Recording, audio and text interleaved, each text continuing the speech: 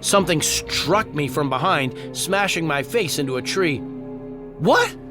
I turned to see 3 more wolves, their eyes seething red like giant spiders. Of course, I thought, cursing myself again for not having studied the manual. Wolves run in packs.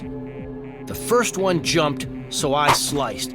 Its yelp was drowned out by the growls of the other 2 as they lunged. I grunted as teeth sank into my left leg and right arm. "Back!" I yelled, blades swishing, chopping sideways. "Back!"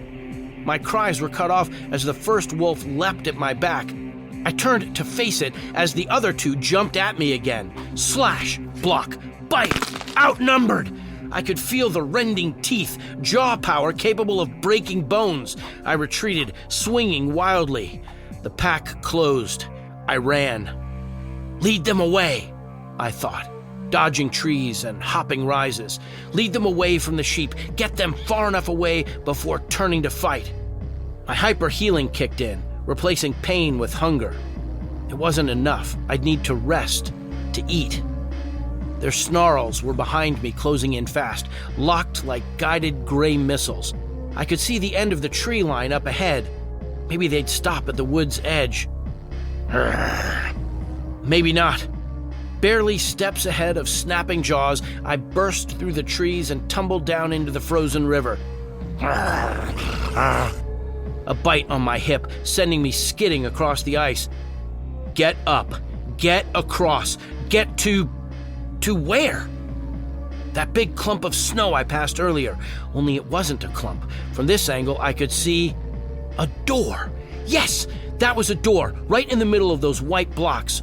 What did they call those huts in the far north of my world? Igloos? Whatever. It was my only refuge.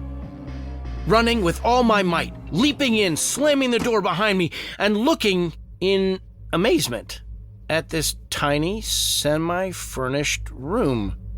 A crafting table, a furnace, even a bed. And wouldn't you know it, a carpet. White wool carpet I almost mistook for snow. And there were windows, too. Windows of ice that I'd missed from the outside because they must have been blocked by falling snow. What the? I began, mind racing as an outside growl pulled me back to reality. Right, I told the door. I'll be with you in a minute. Gobbling down a few baked potatoes, I began to calculate how I'd be able to take down my 3 furry jailers. They're already wounded, I reasoned, as food put the hyper back in my hyper healing, so maybe just a swipe or 2 each. Maybe if I open the door and let one in at a time. Here! A yelp from outside, a cry of canine pain. I tried looking out the windows again. Damn snow. Another squeal, right after a barely recognizable sound. There it was again. The twang of a bow, the whistle of an arrow, and the unmistakable thunk of it striking home. Came a third and final yelp. Then nothing. Silence. Waiting. Hello? A voice. Not mine. Not in my head. A real, honest-to-goodness voice right outside. Hello? Anyone in there? No. Lungs filling, heart drum rolling. No, it can't. I threw open the door, and there she was.